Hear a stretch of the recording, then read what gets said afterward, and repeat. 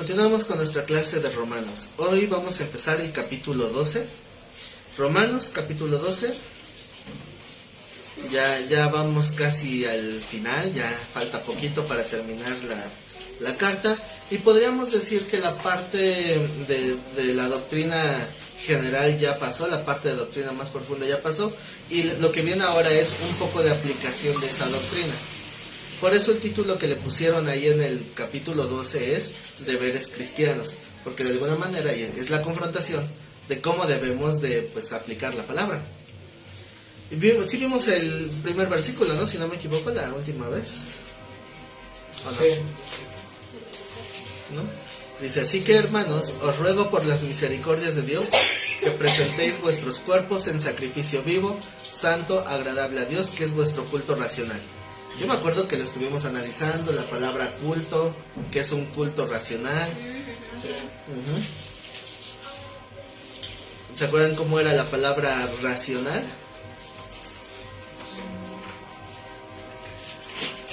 La peña. No, racional. Racionales lógicos. Ajá.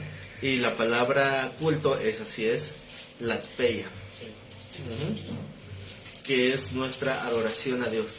Que nuestra manera de adorar a Dios sea racional, sea coherente. Y resumiendo un poquito lo de la clase pasada, pues consiste básicamente en que lo que hagamos sea algo que, o sea, si queremos agradar a Dios, que sea algo que Dios dice que sí le agrada. Eso es eso, ¿no? O sea, yo no puedo tener una adoración a Dios sin consultar primero a Dios si eso le gusta o no. Porque a lo mejor yo voy a agarrar ahí el látigo y voy a estar flagelando pensando que así me hago más humilde delante de Dios. Y va a decir el Señor, pues yo no quiero que te estés lastimando. Quiero que te niegues a ti mismo, tomes tu cruz y sigas el camino. Y no que te estés golpeando. Estaba viendo en un documental, vi una costumbre que tienen allí en Tasco, si no me equivoco, donde hay una, como le llaman hermandad, donde se flagelan horriblemente.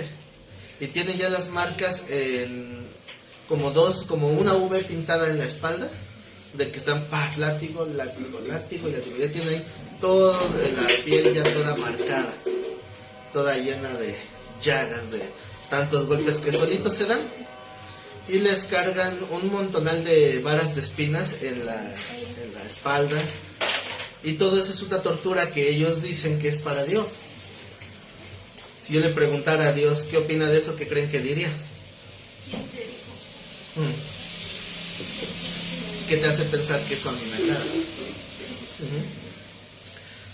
Recuerdo el ejemplo o el testimonio de una jovencita que siempre que veía que el novio le iba a ver, siempre llegaba con una cajita de chocolates. Y entonces ella veía y decía dentro de sí, no me gusta el chocolate. Pero ¿cómo lo voy a desairar, verdad? Pues tiene una intención, no lo voy a hacer el feo, no quiero que se sienta mal. Y se comía los chocolates muy así a la de fuerzas. Y el novio llegaba con su cajita de chocolates cada vez que la veía porque se le encantan los chocolates. Decía el novio, a mí me chocan los chocolates. Pero pues la estoy acostumbrando así, que no piense que ya no me interesa. Y es un testimonio real. Después de 20 años, le dice la mujer, ya casados en ese entonces, le dice, híjole, te quiero decir algo, no es que no me gustan los chocolates. ¿Cómo en tantos años y trayéndote chocolates, por qué nunca me dijiste? Dice, pues porque no quería que te sintieras mal, si es que a mí tampoco me gustan. 20 años ahí quedando bien, y los dos comiéndose a fuerza sus chocolates.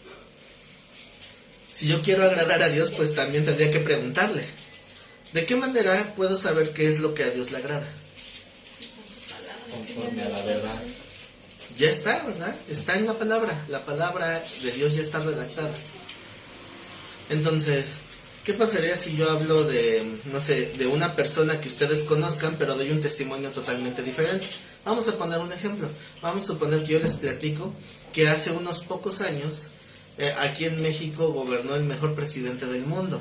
Desde ahí ya muchos dirán, ¿sabes cuál? ¿No? Se llamaba Enrique Peña. Era el mejor presidente del mundo. El más guapo. Sí, trajo la cúspide de la economía aquí en México. El mejor orador en inglés. ¿Quién me la creería? Los que no lo conocen. Que no conozca a lo mejor, pero está difícil que alguien no lo conozca a esas alturas, ¿verdad? Pero bueno, tal vez él es un personaje público, pero si yo hablo de una persona que no es popular y empiezo a decir algo de una persona, esa persona que me escucha tal vez se la va a creer porque no conoce de quién estoy hablando, ¿verdad? Y se puede generar una imagen. Así mucha gente escucha acerca de Dios lo que otros dicen y se hacen una idea de lo que creen que es Dios, pero no se acercan a Él y dicen, ¿cómo me voy a acercar a Dios para preguntarle? Pues por la Escritura. En la Escritura nos podemos acercar a conocer cuál es la mente y el corazón de Dios, y ahí yo puedo saber si lo que hago le agrada o no le agrada, porque lo aprendemos a conocer. Lo primero que yo conocí de Dios, mi imagen que yo me hice de Dios, fueron con las películas de Semana Santa. Cuando empecé a leer la Biblia me sorprendí porque pensé que estábamos hablando de dos personas diferentes. Yo veía esa película donde Enrique Rambal está con los brazos así todo el tiempo y habla en cámara lenta. Dice, hermanos amados, les traigo nuevas de gran gozo y paz. Y cuando leo los evangelios, al Señor siendo firme, siendo estricto, hablándole a los fariseos como sepulcros blanqueados, generación de víboras, haciendo el azote de cuerdas para sacar a los cambistas, y dicen, ustedes han hecho de mi casa una cueva de ladrones, y yo leo todo eso y no veo a ese personaje de la película. No es el mismo. Yo siento que nos hablan de dos deidades diferentes, ¿no? Entonces cuando alguien dice, es que yo hago esto para agradar a Dios, y dicen algo que está opuesto a la Biblia, entonces yo les pregunto de una manera irónica, ay, ¿cuál es tu Dios? Porque dicen, ay, pues obvio, es el mismo que el tuyo. Ah, no, perdón, no sé cuál sea tu Dios, porque el mío no es así. Al mío no le agrada eso que tú haces. Porque el mío, yo lo conozco a mi Dios a través de la Escritura. Por eso dice el Señor, yo conozco a mis ovejas y mis ovejas me conocen y obedecen a mi voz, porque conocen la voz del pastor. Entonces, cuando alguien les habla algo de Cristo, ya a estas alturas deben tener ciertos parámetros, ¿no? Un panorama para discernir si lo que están diciendo es de Dios o no. ¿O no? Sí. Ah, más les vale. Porque, ¿se acuerdan que hay un texto en el Evangelio de Tomás, que es un evangelio apócrifo, donde Jesús se burla de sus discípulos por ignorantes? Entonces están los discípulos en la última cena y el Señor nada más se ríe de una manera irónica y le pregunta a Pedro, Señor, ¿qué te causó gracia? Dice, ustedes porque son tan ignorantes. Y entonces todos se molestaron y nadie osaba preguntarle nada al Señor. ¿Ese es el Cristo que leen en los evangelios? ¿No? Aunque es un libro antiguo que data del siglo III aproximadamente, aún así no veo lo mismo de la persona que yo he conocido a través de la Escritura. No hay congruencia. No hay congruencia. Entonces me puedo dar cuenta que está hablando de alguien más. O sea, no es el mismo Cristo de la Biblia. Que predican ya ahora los testigos de Jehová. Sí, Tampoco o en cualquier secta, ¿verdad? Predican a un Jesús diferente. Y Pablo lo dice, ¿verdad? Si alguien les habla de un Jesús diferente, pues ¿cuántos Jesúses hay? ¿Cuántos conocen? A Jesús Adrián, a Jesús Olivares. ¿Cuántos Jesuses hay? También tengo Jesús. Yo tengo un Dios Jesús también. Yo tengo a mi hermano. Pues ahí está, entonces conocemos un montón de Jesuses. Pero obviamente se refiere a diferentes maneras de presentar a Cristo. Las doctrinas. A las doctrinas. Unos presentan al Jesús que es el arcángel Miguel. Otros presentan al Jesús que está muerto en una cruz. Otros predican al Jesús que anunció a Mahoma. Son diferentes versiones en un multiverso. Pero como eso no es así. No, Esas películas. sí, ya me arrepentí. No, la verdad no me he arrepentido. Fueron por mí.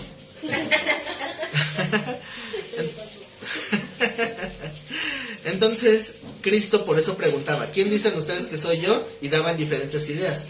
¿Quién dicen ustedes? No los de afuera, ustedes, ¿quién dicen que soy yo? Y todos coincidían en que era el Hijo de Dios. Pero era porque ya lo habían tratado, porque lo habían conocido. Hoy igual, mucha gente tiene una idea diferente de Cristo.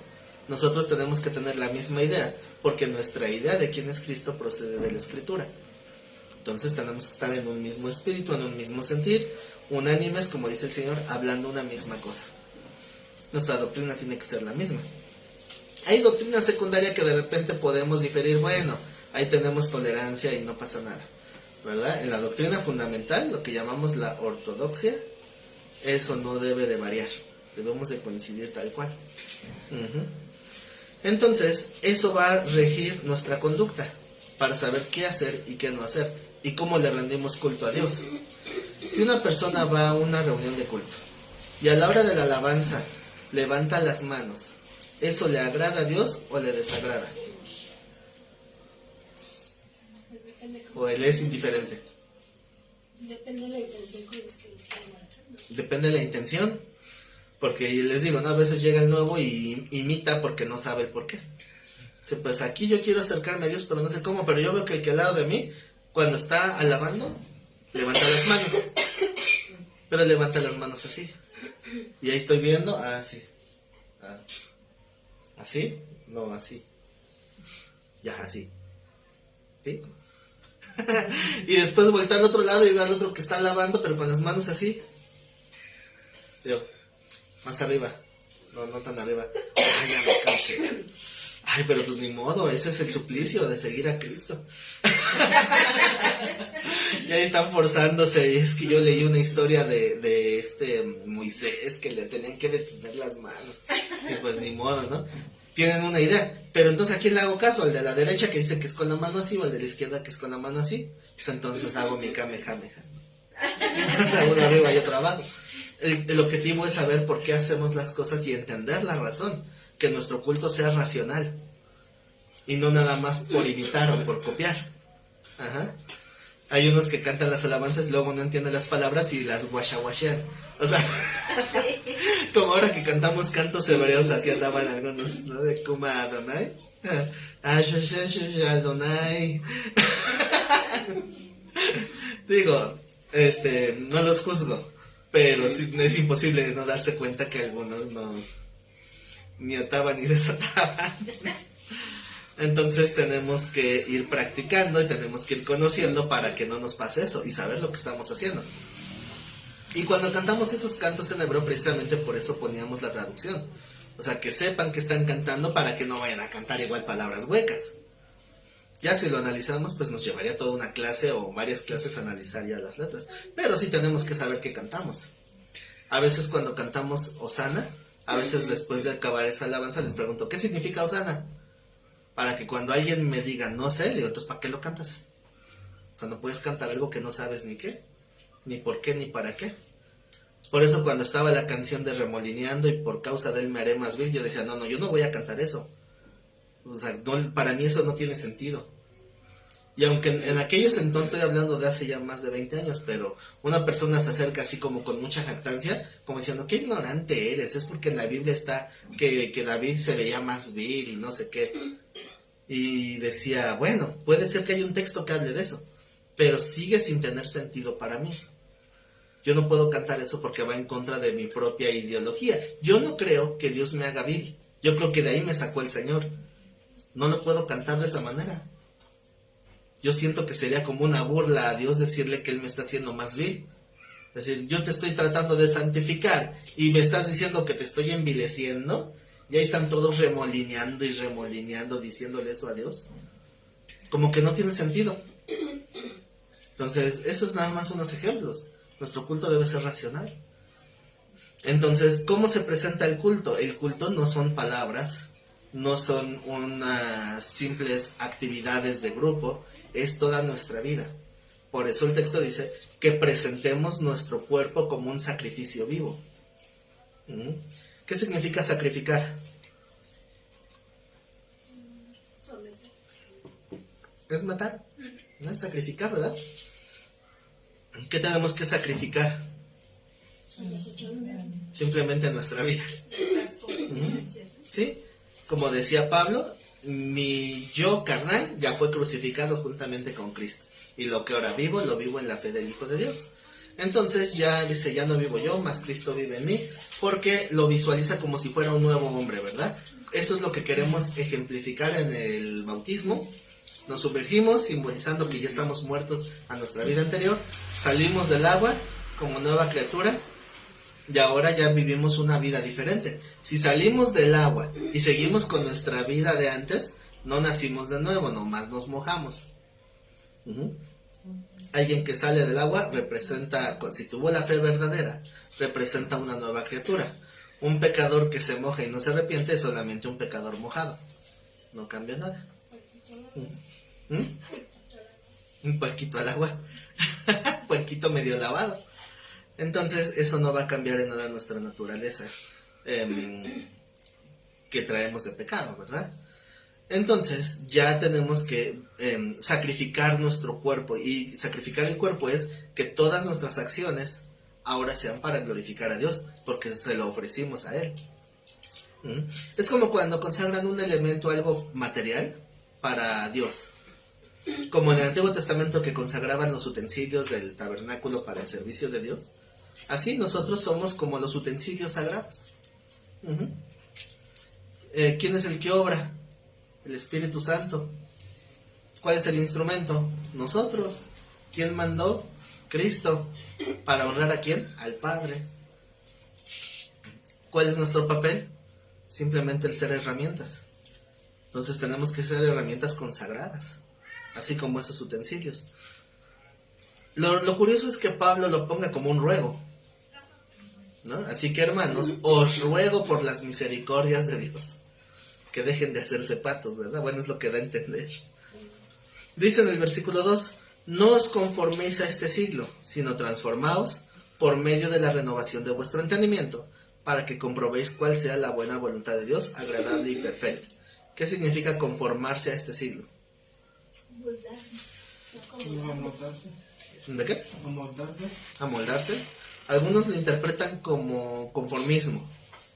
Como que, bueno, pues ya me aguanto. No, habla de tomar un molde. Es como lo que nos comentaba en la mañana de Luz, ¿no? Cuando estaba en Sodoma. El ejemplo que me gusta usar aquí es el de una gelatina. Cuando preparamos una gelatina, pues se tiene que diluir en la grenetina en agua caliente, ¿no? Entonces uno va a poner un molde y ese molde le va a dar, cuando enfría, el molde le da la forma. El mundo tiene un molde y nosotros nos estamos formando. Depende cómo nos moldeamos. Los niños se van a formar de acuerdo a su entorno. Si un niño, he visto niños que son de 5 años, 4 años, algunos hasta más chiquitos, que apenas están aprendiendo a una que otra palabra, puras groserías. ¿Por qué? Porque no sé qué ven de sus papás. Es el molde que tienen. Y hay unos que están hasta más maleados que los más grandes. Sí, hay unos que están más maleados que jóvenes mayores. O como en el caso cuando toman mucho, ¿no? En la familia, también ya los jóvenes empiezan a tomar desde chicos. Sí, se van amoldando. Entonces, por eso es que los hijos de alguna manera son el reflejo de la educación de los padres, porque es lo que van transmitiendo. Obviamente los hijos también tienen sus propias decisiones y a veces pueden ir en contra de la enseñanza que recibieron, porque pues podríamos decir que el carácter de un joven es 80% de sus padres y 20% de su entorno social. Entonces los padres influyen grandemente, pero no determinan al final. Así que pues hay un molde. Y estamos nosotros ahora en Cristo como gelatina recién preparada. Si nos amoldamos al mundo, pues vamos a ser igual que el mundo. A eso se refiere, no tomen la forma. Conformarse a este siglo significa tomar la forma de esta vida o de este tiempo. Entonces no se amolden a este siglo, sino transformaos por medio de la renovación de vuestro entendimiento. ¿Qué significa entendimiento? Lo que pensamos. ¿Hay diferencia entre mente y entendimiento? Es que la mente es lo... Ahora sí que se puede decir que el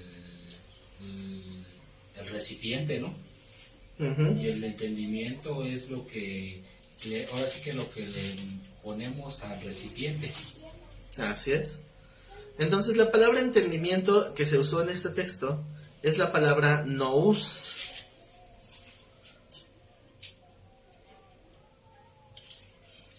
Nous. ¿Qué significa primeramente intelecto? De ahí se deriva la palabra noia para metanoia. O sea, es la misma raíz, es la misma palabra. ¿Se acuerdan qué significa metanoia? Cambio de mente. Se traduce como arrepentimiento, ¿verdad? Metanoia es la palabra que se usa cuando alguien nace de nuevo, que cambió su mentalidad. Es la misma palabra, la misma raíz etimológica. Nous es la misma raíz. Es mente también.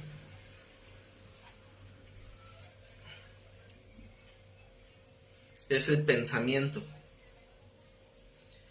¿Piensan igual que como pensaban antes de conocer a Cristo? ¿No? ¿Qué cambió?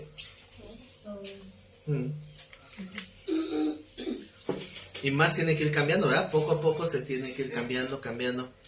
¿Cuál es la prioridad de la gente de este mundo?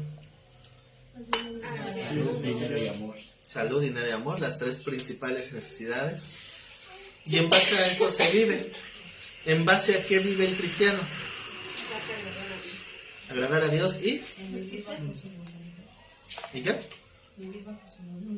Lo mismo, ¿eh? Agradar a Dios. Y agradar a Dios. Y ya, y agradar a Dios.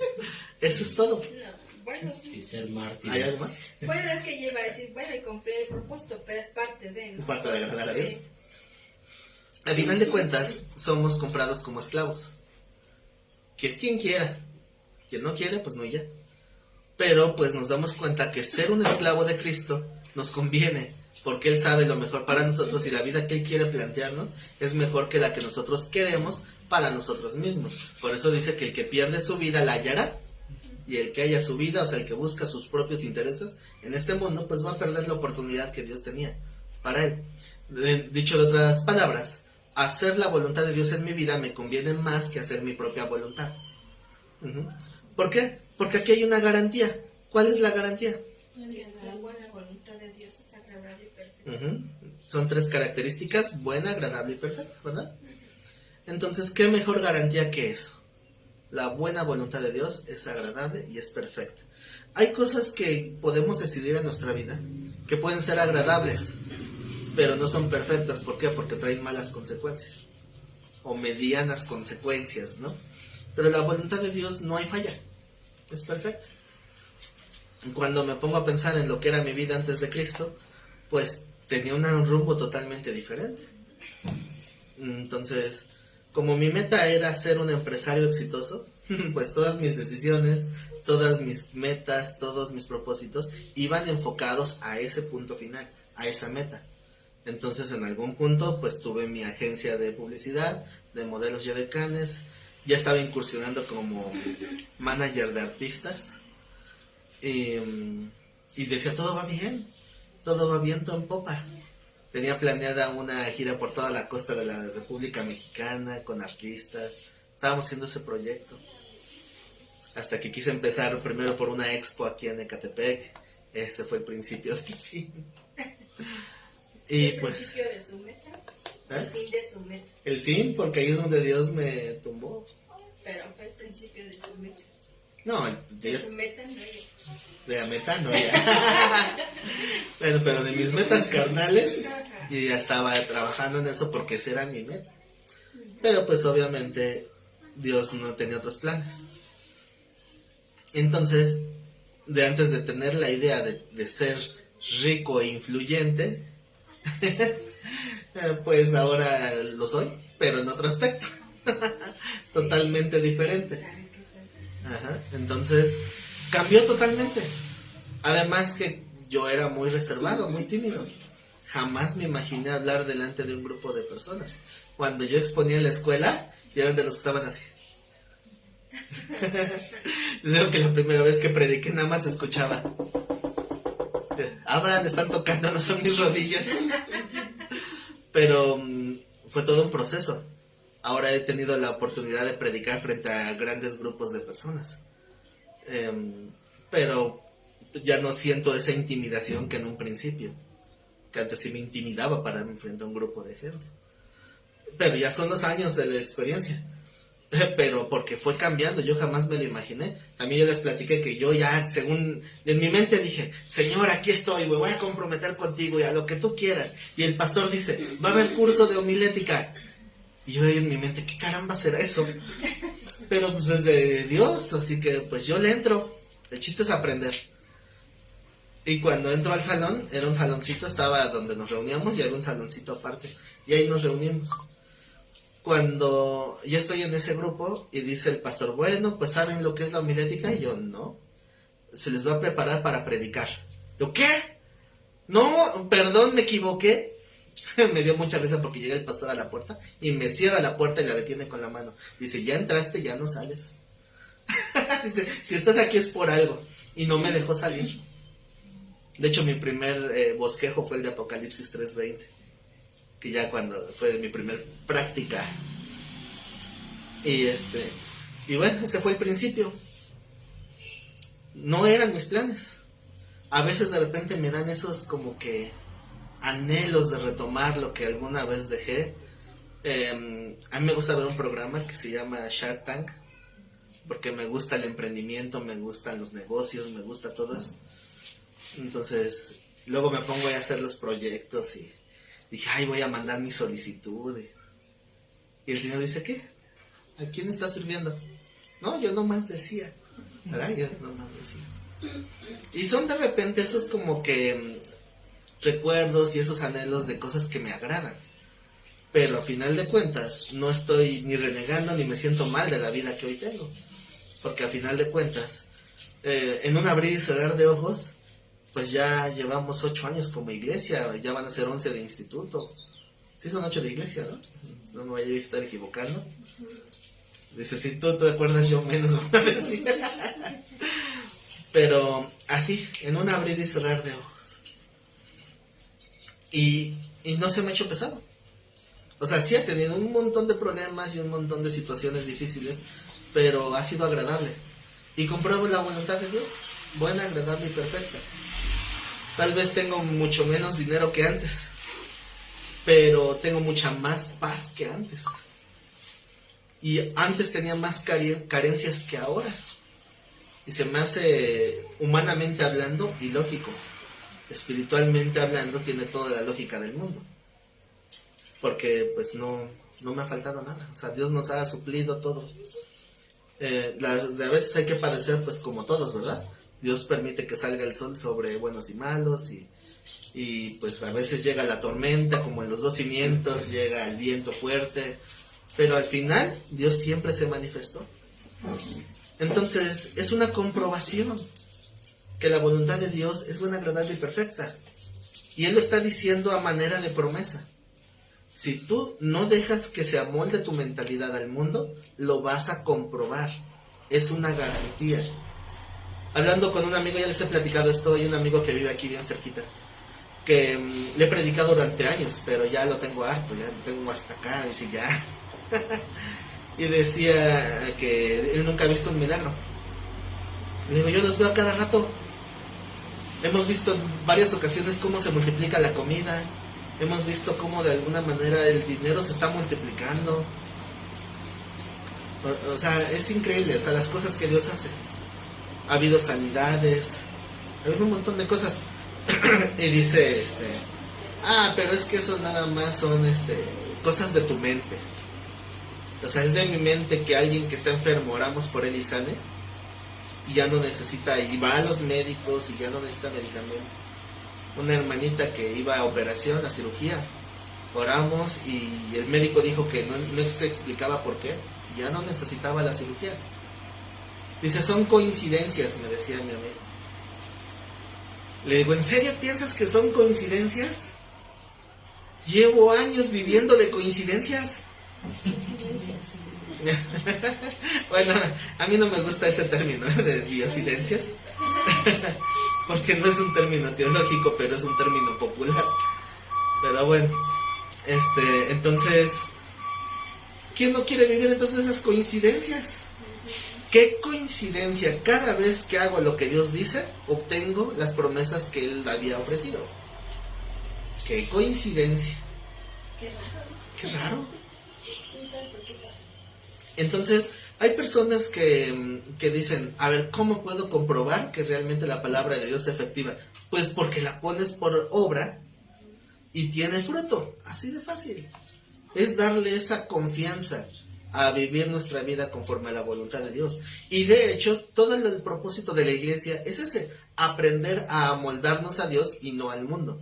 Ese es todo el propósito de la iglesia, que no nos dejemos amoldar por el mundo, que nos conformemos a la imagen de Cristo y no a la imagen del mundo. Entonces, ese es simplemente consecuencias, ¿verdad? Deuteronomio 28 lo dice bien claro.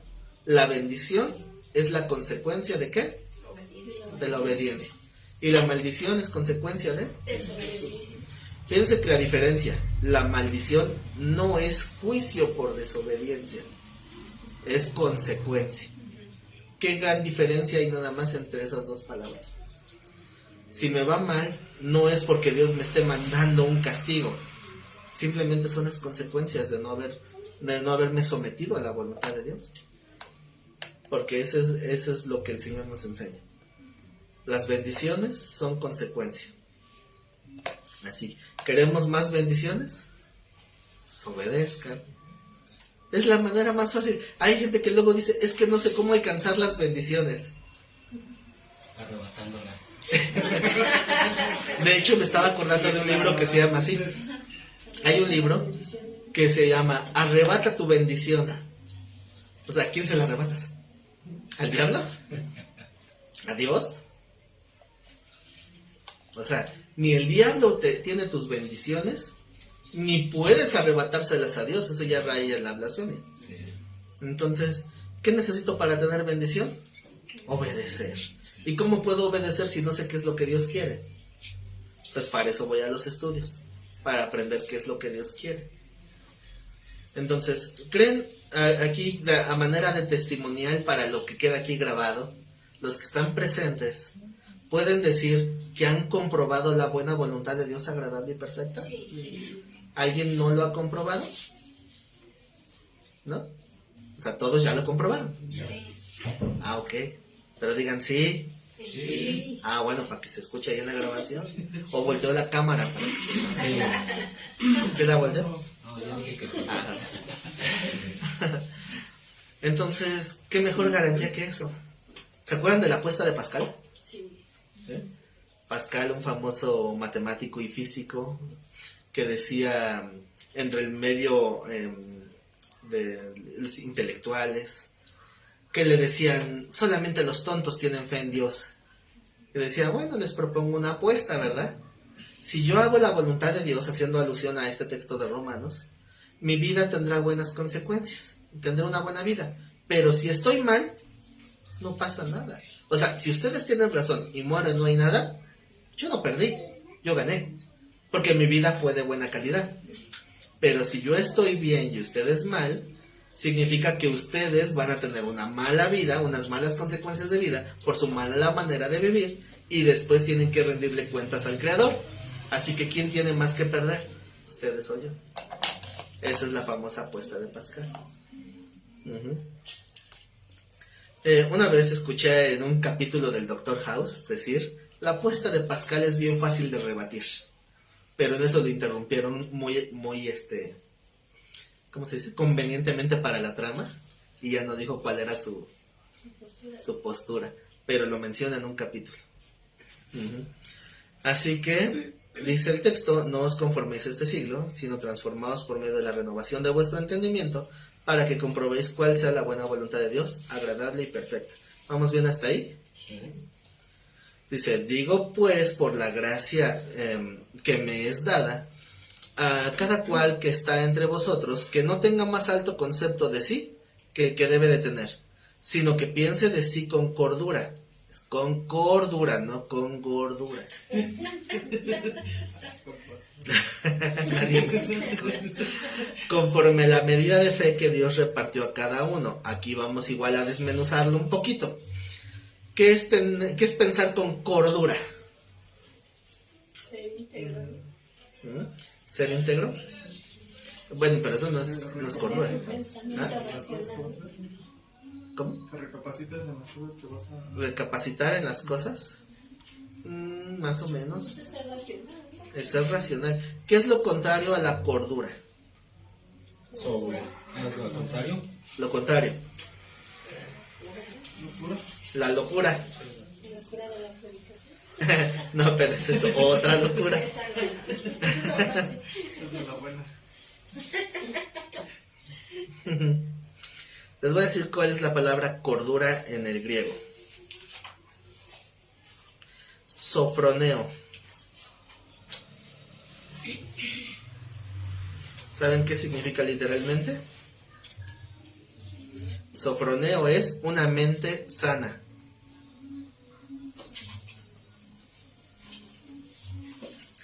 ¿Cómo es tener una mente sana? Sin malicia, sin maldad. Cuando una mente está sucia o contaminada, eso se va a evidenciar ¿cómo? Pues con lo que sale de la boca, porque metafóricamente hablando viene del corazón, ¿verdad? Es algo simbólico, literalmente no viene del corazón, viene de la mente. Pero una mente contaminada es lo mismo que un corazón entenebrecido. Entonces de eso se va a mostrar por la boca. Entonces, cuando una persona tiene alguna obsesión, algo que se ha aferrado, le va a contaminar y su mente se daña. Son delirios. Entonces, el mismo pecado puede causar un delirio. ¿Saben cuál es el peor delirio delante de Dios? Que pensar que no hay a Dios. Hay algo peor. Porque dice la palabra, ojalá fueras frío o caliente. Eso es ser frío. ¿Ven? Quien no quiere saber de Dios, pues deja. Pero hay algo peor. El tibio. Porque Sí. blasfema en contra del Espíritu Santo. Bueno, ese es como blasfemia, pero hablamos de una mentalidad, de algo que es común en una mente. O sea, un mal que hay en la mente de una persona, pero es un mal constante. Cuando le entrega una mente a esa edad. En parte, sí. Todo esto tiene una raíz, que son, hablando de delirios, sería el delirio de grandeza. El Señor habla muy extensamente acerca del rechazo que tiene a la altivez. Y de ahí vienen un montón de males, peor. Por eso es que Dios da gracia al humilde, pero al altivo y al soberbio, de lejitos. Resiste. Hay dos conceptos, mira de lejos o lo resiste. Son dos textos diferentes que hacen alusión a la soberbia. Entonces, esa es la altivez. Por eso dice, tengan cuidado, tengan una mente sana. No vayan a pensar de sí más de lo que es. Aquí cuando habla de cordura, lo pone en ese contexto específicamente. Mente sana conforme a no pensar que eres más de lo que realmente eres. Dice, cada cual que está entre vosotros que no tenga más alto concepto de sí que el que debe tener. ¿Cuál es el concepto que debemos de tener de nosotros mismos? Como siervos inútiles. ¿Siervos inútiles? Ya no como príncipes. Yo soy rey y sacerdote. esclavos de Cristo. Ahora, la mentalidad del hombre por lo regular tiende hacia arriba y no hacia abajo. Aunque también hay sus extremos, ¿verdad? Sí. Hay quien se tira como Tristeza de la película Intensamente. Se tumba y alza la patita para que lo arrastren, ¿verdad? No se vale que nos tiremos al piso y que digamos, no valgo nada, no soy nada, no sirvo para nada. Nada, no soy. ¿Por qué? Porque Dios te está dando un lugar. Dios te dio un nombre. Dios te dio una posición. De lo vil y menospreciado que hayas podido ser, Él te está levantando de eso y te está dando un título, no solamente un nombre, un título, el título de hijo de Dios. Ahora tienes que estar a la altura de ese título, pero no te tires, porque el que se tira es porque quiere que lo levanten. No busques que te levanten. O sea, a eso se le llama también falsa humildad, ¿verdad? Pero dicen, es que no, yo no sirvo para nada, yo no soy nada. ¿Por qué? Porque cuando alguien que te quiere te escucha, ¿qué te va a decir? No, no pienses eso, tú vales mucho y mereces respeto. ¿No? Pero si lo queremos ver más cristianizado, Cristo prefirió morir por ti que vivir sin ti. Tú vales tanto como la sangre de Cristo. Eres la pena de Eres la perla de gran precio que Cristo compró. Ajá. Eres el tesoro enterrado. Sí, el tesoro que van a enterrar. Nada más para que quede claro, la perla de gran precio es Cristo, no nosotros. Digo, para que quede claro. Nosotros somos los que renunciamos a todo por tener esa perla preciosa. Pero a veces nos lo predican en el humanismo como lo contrario. Como que nosotros somos esa perla preciosa. Hay una canción infantil que escuché en una clase de niños que decía que papá, mamá y yo también somos la perla que Cristo compró. No es cierto. Temo desanimarlos, pero no es cierto. No necesitamos que nos suban. Más bien, la naturaleza del hombre es la necesidad de que lo bajen. Porque hablando en términos generales, el ser humano tiende más a ensoberbecerse, a sentirse más de lo que es. Ahora resulta que para acabarla de amolar, estos delirios son alimentados por la misma iglesia. Porque si hay un adorador que puede ministrar al Espíritu Santo y entonces toca bien bonito, tiene el don para el canto, tiene el don para un instrumento musical, y entonces dice el hermano, usted me llevó hasta el tercer cielo, y el hermano, lo sé, no es la gracia de Dios en mí, pues claro, pues ¿qué se puede esperar? Por algo Dios me llamó, ¿no? Obviamente eso no es así. Somos instrumentos. ¿Eh? Sí, se sienten ya el querubín protector. Nos van a arrojar igual que aquel querubín grande protector. Decía el hermano Luis, el que nos ministra luego en la alabanza, que algunos tienen el espíritu de artista, pero algunos se vuelven artistas con H. ¿Sabes lo que significa, no? Artista con H. Que hartan, me tienen hartas. Ahora, eso no se lo inventó él, eso viene del libro de Ironías de la Vida. Es un diálogo sacado del libro que se llama ¿Qué haremos con estos músicos? De Marcos Witt. Qué irónico, puesto que él cayó en la condenación de su propio libro. Entonces, muy buen libro, cuando Marcos Witt todavía no perdía el suelo. Pero ese es el problema. A veces la gente alimenta el ego. Entonces también pasa con los predicadores. Pasa más con los músicos, pero con los predicadores también. Señor hermano, qué bonito predica usted. Ay, bájale. Sí, por eso Dios ya no elige los mejores oradores. Eligen a algún inútil como el que tiene aquí enfrente. Que bueno, pues por lo menos que algo que hable. Yo nada más pienso en que si Dios usó a la burrita de Balaam, pues me puede usar a mí, ¿no?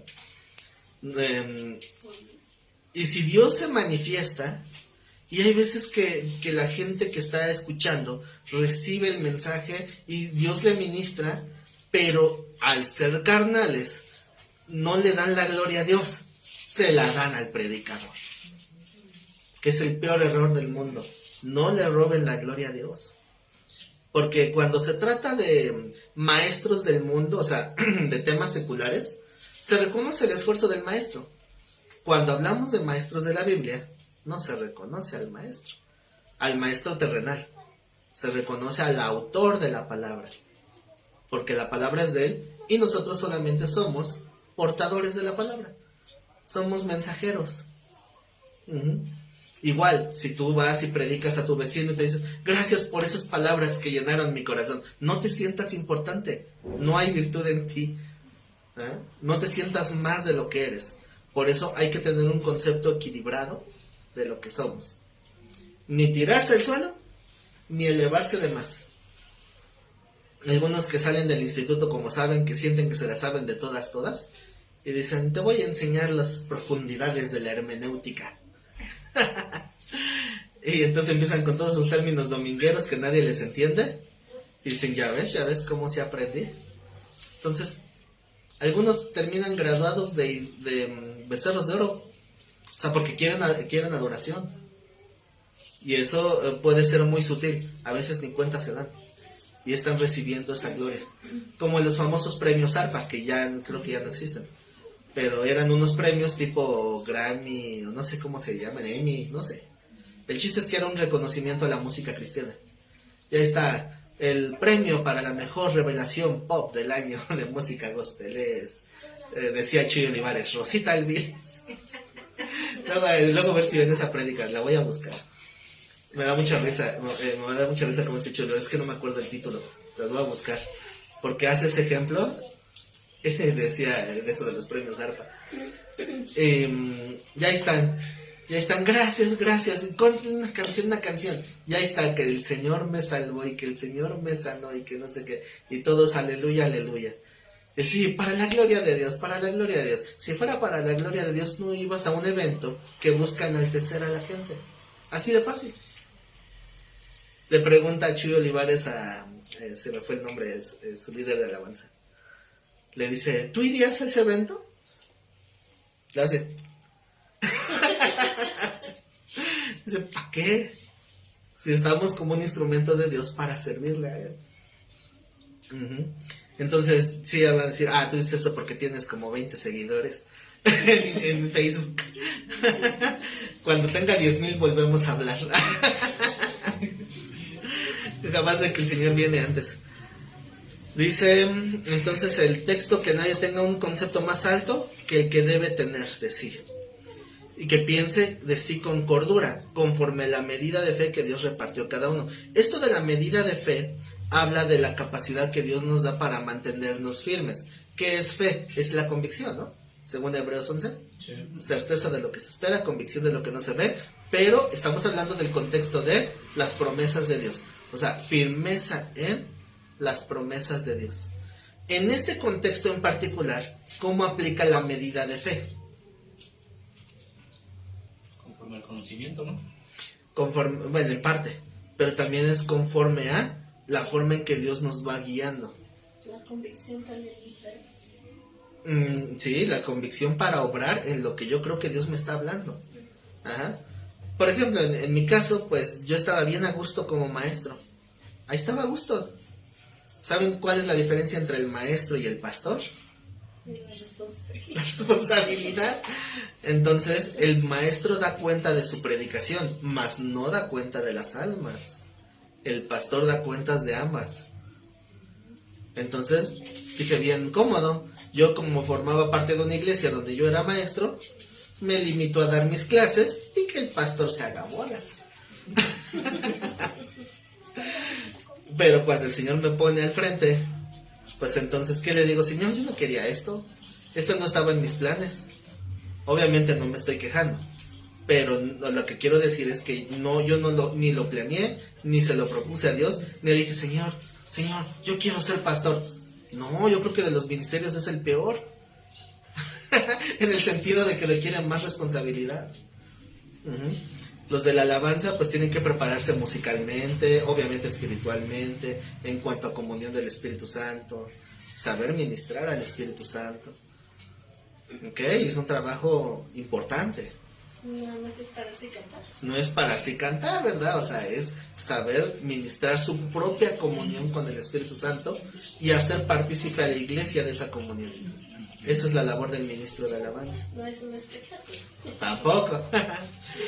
Ajá. El evangelista tiene que saber responder, tiene que saber de apologética, tiene que saber el plan de salvación a la perfección. Tiene que ser valiente para enfrentar las posibles confrontaciones. Y así cada llamado que Dios nos dé tiene responsabilidades. Pero el del pastor dije, no, ese no. No, tener que lidiar con esas almas. Pero las cabras en ovejas. sí, que se conviertan las cabras en ovejas. Y algunas ovejas que todavía tienen instinto de cabra. Pero bueno. Pero ha sido bonito, ha sido agradable. Sí, entiendo ese concepto, ¿no? Que ustedes tienen la responsabilidad como pastores. Pero también un maestro, yo creo que también, ¿no? Porque una mala enseñanza también puede... Por eso, el maestro tiene mucha responsabilidad en cuanto a lo que habla. Por eso dice la palabra, no se hagan maestros muchos de ustedes sabiendo que recibirán mayor condenación. O sea, sí, pero el predicador, el pastor también enseña. Sí. Y la responsabilidad es la misma. Pero el maestro, la condenación es para uno mismo, ¿no? Pero por la mala enseñanza. Pero en el pastor es por él y por cada uno de... Pero sí, cuando, Sí. por ejemplo, enseña a una persona mal, también puede mandar al infierno a alguien, ¿no? Sí, Claro. pero también hay responsabilidad, por decirlo, yo enseño, a lo mejor hay algo malo de que enseñé a usted, Ujú. pero también hay responsabilidad en mí, pero también hay responsabilidad en usted en ese aspecto. Sí, Por no investigar. exactamente, por no Decidir alimentarse. sin Sí. investigar lo que estaba O sea, la responsabilidad de cada uno siempre va a existir. No, Sí. yo La siento responsabilidad que personal. más bien en los de los pastores Es que- porque ellos tienen que velar por las almas. Es que Porque al final también nosotros como congregantes tenemos la responsabilidad de no quedarnos o no comernos todo el alimento. no se trata de menospreciar o sea, la responsabilidad de una enseñanza, porque es una responsabilidad muy grande. O sea, y la misma responsabilidad tienen ustedes si predican. O sea, es la misma, ¿verdad? Porque tienen que dar cuentas de esas almas de lo que están hablando. Sí. O sea, si un alma se pierde por un mal evangelismo que hagan, Dios se los va a demandar. Sí, Nada más que ustedes están mucho menos expuestos que el pastor. sí. Y el maestro, pues obviamente va a dar profundidad en la escritura. Pero, por ejemplo, yo como maestro de instituto bíblico, o sea, yo tengo alumnos que no son parte de la congregación, y ustedes lo saben. Hay alumnos del instituto que no forman parte de esta congregación. Entonces, mi responsabilidad es enseñarles una palabra bien cimentada. Y Dios me va a pedir cuentas de esa palabra. Pero si esa persona sale de aquí, o de la clase, y hace todo lo contrario, Sí, ya es, ajá, es bronca de su pastor. ajá. Pero cuando ustedes hacen algo que no, entonces Dios me va a pedir cuentas. Pero ojo, solamente me va a pedir cuentas si yo no los instruí en ese punto. Por eso dice Pablo, yo estoy limpio de la sangre de todos porque no he rehusado darles todo el consejo de Dios. Y en Ezequiel también nos recalca eso, ¿no? Lo de la atalaya. Ujú. Somos atalayas, ¿no? Sí, y que si estamos viendo y no hacemos nada, entonces Dios nos va a demandar su sangre de nuestras manos. Entonces no podemos quitarnos esa responsabilidad. Entonces servir a Dios es un privilegio. Pero es un privilegio que conlleva temor. O sea, tiene que tener el temor de Dios para no hacerlo a la ligera. Si todos los trabajos seculares se tienen que hacer como para Dios, imagínense un ministerio. Es mucho mayor la responsabilidad. Entonces, por eso se tiene que actuar con temor de Dios para no hacer algo de nuestra carne. Pero siempre está la tentación siempre va a estar. Yo he tenido, o sea, he visto casos de cerca de gente que le ha pasado eso y yo le tengo miedo a eso. Por eso yo no dejo o sea, no permito que alguien me suba a mí. No dejo que me tienten, dice el pastor. Porque, o sea, honestamente, ¿a quién no le gusta que le halaguen? Sí. Entonces, cuando alguien dice palabras bonitas de uno, pues dicen, échame más flores. ¿A quién no le gusta que lo halaguen? Y es diferente reconocer la labor de alguien a enaltecerlo. Honrarlo. Porque hay que dar honra a quien honra merece. Así es. Pero no darle un enaltecimiento. Así es. La honra no es enaltecer, es reconocer. Cuando ya empiezas a subir a alguien, entonces lo estás tentando a que él mismo se la crea. Entonces, por eso, curiosamente, también otra ironía, Marcos Witt en un evento en Argentina, cuando estaban todos, bravo, bravo, y decían, ¿a quién aplauden? ¿A Dios o a nosotros? A Dios, bueno, y decía, no nos echen a perder. Y se echó a perder. Y fue el primero. Escuché un testimonio donde Chuy Olivares platica precisamente de esa anécdota donde estaban juntos Marcos Witt, Chuy Olivares y Jorge Lozano. Entonces, ellos tenían un equipo de alabanza donde hacían giras, ¿no? Y entonces se les dio una oportunidad, pues de exponerse a más iglesias y Dios los usaba y pues era muy bonito. Hasta que Sony les ofrece un trato. Queremos pues darles un disco, ¿verdad? Entonces pues empezó a haber tentación. Chuy Olivares dice, no, hay que tener cuidado porque nos están exaltando mucho, podemos perder el suelo, tengamos cuidado. Marcos dice, no pasa nada, o sea, estamos bien.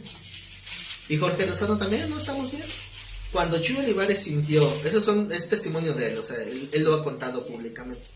Dice que cuando él sintió que se estaba ensoberbeciendo, le dio miedo Dijo, mejor dejo el medio de la alabanza para dedicarme a predicar, porque es donde Dios lo estaba llevando. Y pues saben, ¿no? Ahorita su iglesia, ¿no? Está enorme. Y pues tiene pues reputación de sana doctrina. Cosillas que de repente difiero, pero en general pues es una sana doctrina. En cambio, Jorge Lozano, cuando cayó en la tentación, después Dios trató con él y se arrepintió, y por eso solo tiene un disco, Jorge Lozano. Y se apartó de ese medio también por lo mismo. Pero Marcus Witt, pues ya conocen el final de la historia. Él se quedó y perdió el piso. ¿Se acuerdan la historia de la Biblia firmada de Marcus Witt, no? Entonces ha sido idolatrado. Incluso había un joven que publicó en internet su diploma del Instituto Canción, que es donde el instituto de Marcus Witt, como adorador certificado. Y presumiendo su diploma, pero sobre todo porque tenía la firma de puño y letra de Marcus Witt. Eso es idolatría. No hay que permitir eso. Entonces empieza así muy sutil, muy sutil. Y bueno, ahorita nadie me pela, ¿no? Pero hace como unos 10 años tuve como que un momento, así como mis 5 minutos de fama, donde me invitaron a un montón de congregaciones.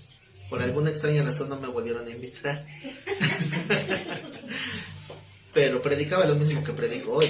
¿Y no firmó Biblias? ¿Eh? ¿No firmó Biblias? No me dieron chance. Entonces hubo un momento donde sí me estaban enalteciendo mucho. Pero siempre tuve ese cuidado. Además que los más cercanos a mí siempre me decían, aguas, cuidado. No te la vayas a creer, no te la vayas a creer. Porque en la congregación donde estoy, nadie es profeta en su tierra. A veces doy una exhortación, bien. Pero a veces le doy una palabra de exhortación a alguien de otra congregación y lo toma como si fuera dogma, no sé. O sea, lo ven con más fuerza. Porque no soy de ahí. No sé por qué siempre quieren que alguien venga de fuera a darles una palabra. Cuando se hacen congresos dicen, ¿qué extranjero va a venir? ¿A qué queremos un extranjero? Tenemos buenos predicadores. No necesitamos que venga alguien de fuera. Pero es la mentalidad, la tendencia a enaltecer. Es que si cobran, es bueno. Si cobran es bueno. Y si cobran en dólares, es mejor. Sí. No, pues sí, de hecho... No nos cobra nada. También han comentado que debería de cobrar el instituto. Sí. Porque también hay gente que sí ha comentado, ese instituto debe ser corriente porque no cobran. O sea, porque lo bueno cuesta. Díganle a Cristo que les cobre la salvación. Sí. Porque eso es bueno y Es lo cuesta. Yo una vez así le dije al pastor, ¿Sí? ¿Cómo? porque me dijo que esa enseñanza ya era parte y que era otra ofrenda. Y ¿La qué? que esa enseñanza era otra y que ya necesitaba otra ofrenda. Entonces, Yo le dije, lástima que no estoy en los tiempos de mi Señor Jesús, porque él no me hubiera contestado así. Y no Pues que lo agarraba a latigazos. se cansó. cada ofrenda es por cada tema, ¿eh? Sí. ¿Quieren otro tema? Ya saben. Ya no preguntas, hermano, ¿eh? Van a hacer otras ofrendas. Ya no se desvíe. Sí, ¿no? Sí, entonces, bueno, para mí es grato ver que pues, si estamos haciendo un equipo como iglesia, y que pues yo dentro de lo que cabe los veo centrados, ¿no? En ese punto, ¿no? Que no tienden a idolatrar ni a enaltecer. Y no se me olvida. Ese sí. Yo lo sé. Y Dios Ramos también. Pero no somos seguidores. Pero no Pero soy no soy- seguidora. Bueno, solamente en Facebook y en YouTube. Sí, seguir en Facebook ahí sí se vale. Por cierto, dejen like, compartan el video, no sean malos. Bueno, recuerden que a mí no me interesa tener muchos seguidores, me interesa que el mensaje pueda ser propagado, esa es la idea. Ujú. Entonces, siguiendo con el tema, dice... no terminé de explicar lo de la medida de fe, ¿verdad? Entonces, la medida de fe precisamente es la convicción que Dios nos ha dado para trabajar.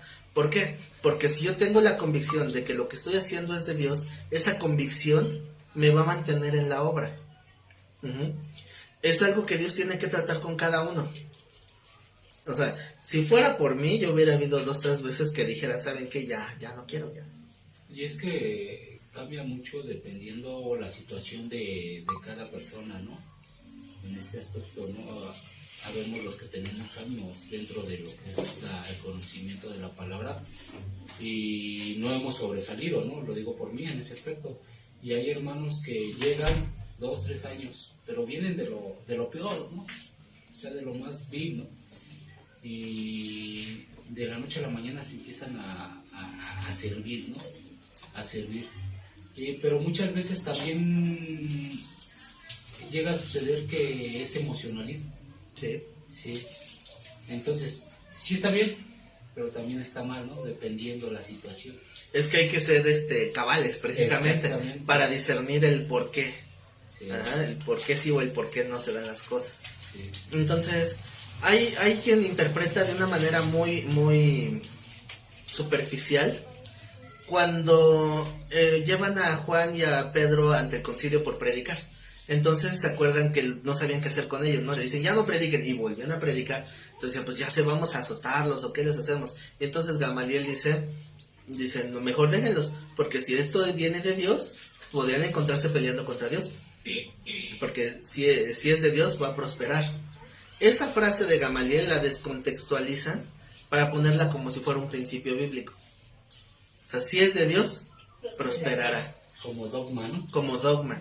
Pero se está descontextualizando. En el contexto en el que Gamaliel lo dijo, que era una sabiduría meramente humana, o sea, no era sabiduría espiritual, era sabiduría humana. Era un hombre sabio, sí, humanamente hablando. Y él lo estaba comparando con otro líder que se levantó. Y cuando el líder murió, pues los discípulos no tenían quien los guiara. Se disgregaron. Ese es el contexto. Entonces, si Cristo murió, pero realmente es Dios, Dios no muere. Entonces van a seguir los seguidores. A eso se refería Gamaliel. Pero eso lo ponen mucho para juzgar la obra que alguien hace para Dios. Ahí está, no te funcionó, no es de Dios. Porque si es de Dios, prosperará. A ver, ¿cuántas sectas hay enormes? ¿Son de Dios? Esa secta de la luz del mundo.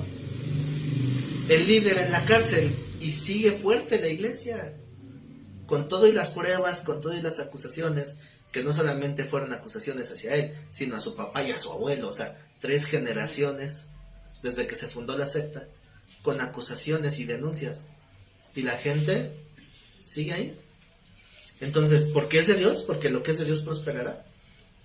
Y que una persona, que un pastor, que tal vez le falta cierta madurez, tal vez se deja caer rápido, y tiene toda la buena intención, y Dios realmente lo llamó, y termina perdiéndolo todo, y su iglesia se disgrega. No supo, le faltó sabiduría tal vez, pero era de Dios. ¿Por qué Dios no lo respalda? Porque tal vez Dios estaba probando primero su propia madurez. Puede ser. Sí. Pero dicen, ya ven, ¿cómo no es de Dios? Porque si es de Dios, prosperará. Pero si tú sabes que Dios te dijo que esto lo tienes que hacer, no lo vas a poder quitar. Va a ser como una espinita en el zapato que te va a estar incomodando hasta que vayas hacia esa dirección. Entonces, así es el llamado de Dios. No puedes ser indiferente. Esa es tu fe. Esa es tu medida de fe. Hay quien dice, no, a mí Dios no me puso de pastor. Perfecto. No te metas donde no te llaman. Pero si Dios sí te llamó, pues no le saques. Y haz lo que Dios te dijo. Pero hay que ser bien prudentes y bien sensatos. Y el proceso que Dios tenga que tratarnos va a ser. Entonces, después de 10 años, ya casi 11 de instituto, las veces que se han cancelado las clases han sido por causas de fuerza mayor. Pero siempre ha habido grupo. Siempre ha habido gente. Muchos maestros desertaron porque no había. Pero, ¿seguimos? Es que también la palabra dice que dar de gracia lo que os es dado de gracia. Uh-huh. Y en ese aspecto, si yo estoy recibiendo de gracia la palabra, yo como maestro pues también tengo que hacer lo mismo, ¿no? Claro. Sí, pero esa mentalidad a veces queda como que nublada por la misma avaricia de la gente. Porque pues sí están buscando una reciprocidad económica. Como decía, no me acuerdo cuál de esos predicadores de la prosperidad, decía, ¿cómo es posible? ¿Creen que yo voy a vivir con tan poquito dinero? Se ponía bien exigente. O Maldonado, ¿no? Que se burla de los pastores pobres. como Él no es pobre. ¿Por qué? ¿Porque es de Dios? No, hay que discernir. ¿El ministerio de Jesús triunfó? No. Humanamente hablando, triunfó cuando la gente lo siguió por las señales. Pero parecía haber perdido cuando los mismos discípulos se estaban disgregando. Cuando Cristo resucitó. Pero todavía no lo veían. Entonces los discípulos se agarraron por su camino. Parecía que es un fracaso. Hasta cierto personaje del Vaticano dice, ¿verdad? El fracaso de Dios.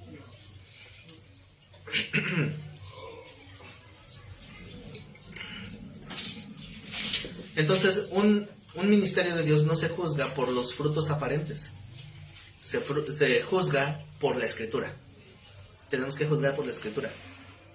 Porque también dicen, es que no puede ser un ministerio de Dios que sea avalado por Dios si después de tantos años sigue siendo pequeño. Cada quien a Dios le da lo que puede. Si con los que somos de repente me da el cuarto, imagínate si Dios me da más. ¿Qué tal si dice, no, eso es lo que puedes ahorita? ¿No? Cuando puedas más, tal vez te doy más, tal vez no. Un pastor puede tener una congregación de 10 congregantes toda la vida. Y no significa que esté mal. Es que primero le está dando enseñanza a los que van a ser maestros, pastor. Pues es lo que yo quiero pensar, ¿no? Que tienen que prepararse gente. Para que después haya más oportunidad de crecer el trabajo, crecer la obra. Es que la realidad también así, todo el peso que caiga sobre uno mismo, pues así que no se siente igual, ¿no? Claro. A que ya sean más. Sí, ya en un equipo ya se reparte ese peso. Exactamente. Pues esa es la idea. Además se está cimentando, ¿no? Entonces yo no sé qué va a hacer Dios con este ministerio en 10, 20 años, no lo sé. Lo único que sé es que lo que Dios diga va a estar bien. Si Él dice que van a ser 200, 300, qué bueno. Si dice que van a seguir la misma cantidad, si es de Dios, adelante. Porque lo que me interesa no es que crezca el número de congregantes, no es desinterés, sino lo que me interesa es que los congregantes que están maduren, crezcan internamente, no que crezca el número de congregantes como tal. ¿De qué sirve tener un lugar lleno de gente, pero no se le puede dar la correcta atención a todos? Y no se conocen todos. Ni siquiera se conocen. Y si de por sí siendo poquitos luego se quejan que no se les atiende, imagínense. Entonces no hay que juzgar eso. Imagínense el ministerio de Noé, predicador de justicia, 120 años predicando. ¿Cuántos se convirtieron? Ni uno se convirtió. Entonces no prosperó. No es de Dios. ¿Verdad que no? No se juzga así. Entonces hay que tener, cada quien tiene su medida de fe para el ministerio. Hay que hacer lo que Dios nos pone a hacer conforme a la convicción que Dios nos está dando. Y Dios lo va a respaldar. Entonces de repente me han llegado ofertas, proposiciones para hacer cosas que no son correctas, pero que dejan dinero. Entonces me dicen, imagínate, es una buena oportunidad. A grandes rasgos, muchas veces me han llegado ofertas para hacer falsificaciones, porque soy diseñador gráfico, sé hacerlo. Entonces le digo, imagínate, llevo años confiando y viviendo de la misericordia de Dios. ¿Voy a echar a perder eso por unos cuantos pesos? Sería absurdo. Necesitaría estar con un gran espíritu de estupor como para hacer ese cambio. No puedo tirarlo más por lo menos, ¿no? Incluso una persona hace poco, no era nada ilícito, no era nada malo, era simplemente un negocio del mundo. Y me decía, ya veremos si cuando te brille el billetito no caes. No, ahí sí me ofendió tremendamente. Le digo, ¿tú crees que con dinero me vas a comprar? ¿Tú crees que con un billetito? Con 10. Ponle más. Complétale. Ah, sí. Para que caiga. A ver, vamos hablando. Le digo, no, me confundes. Yo no, me dice, todos tienen su precio. Búscale. A lo mejor me Pues conviene. el mío ya lo pagó Cristo. Sí, mi precio es tan alto que Cristo lo pagó. Entonces, no podemos tirarlo más por lo menos.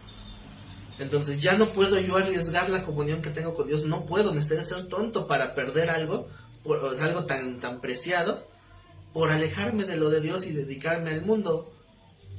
No, sería absurdo, sería tonto. Esa es mi medida de fe, esa es mi convicción. Y cada quien Dios le da esa medida de fe para que viva conforme a esa medida y que sea fiel en el llamado que Dios les ponga.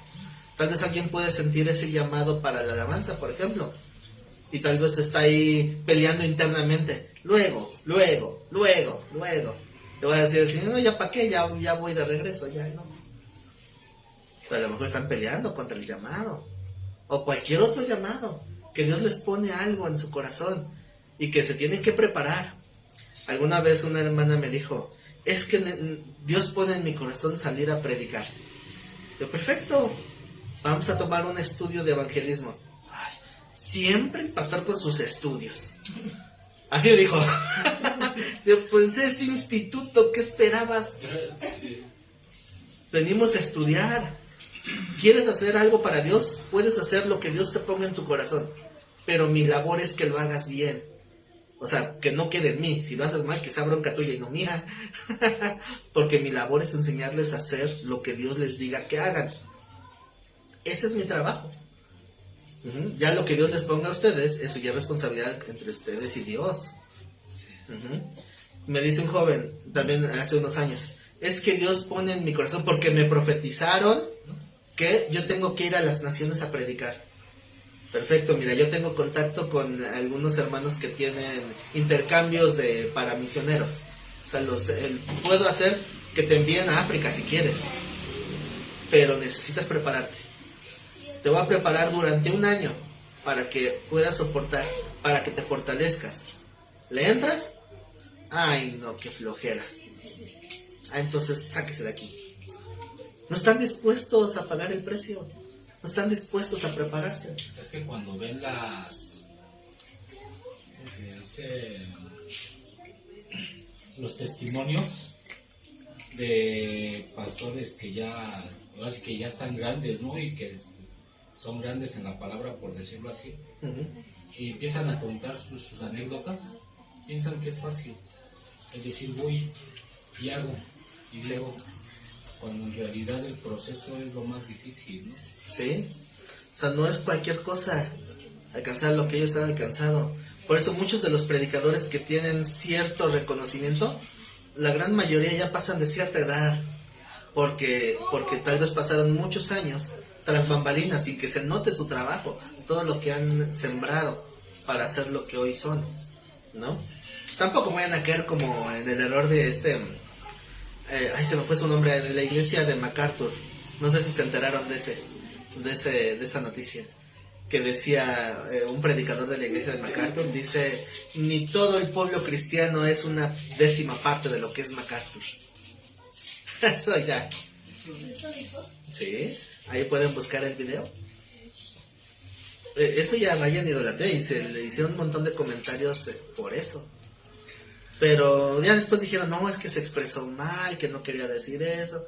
Bueno, pues que piense entonces mejor lo que dice, porque ahí lo estaba idolatrando, lo estaba enalteciendo. Después pasa MacArthur, o sea, en ese evento, pasa él al micrófono, dice, ay, el hermano dice cosas bonitas sobre mí, pero hoy en la mañana ni siquiera me podía anudar la corbata. O sea, él solito se bajó, ¿verdad? Que es una buena señal. El hermano lo subió y él solito se bajó, diciendo, ni siquiera me puedo amarrar la corbata. Pero bueno, es la forma en que él trató de atenuar. Eso no quitó el montón de crítica. Pero hay unas iglesias que son misioneras, ¿no? Se supone. Pero cuando salen, se supone que salen a predicar, ¿no? Ajá.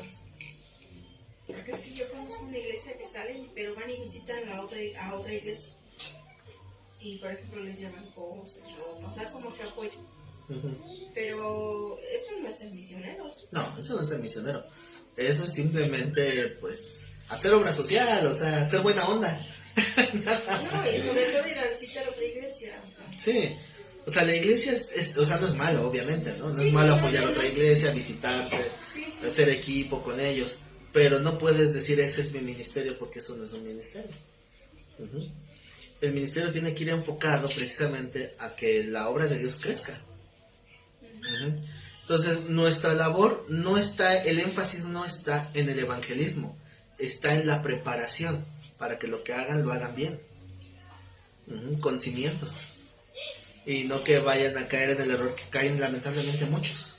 Si hablo y una persona se convierte, pero que se convierta bien, ¿no? Que se convierta de veras, no que se convierta en un condenado más de la lista.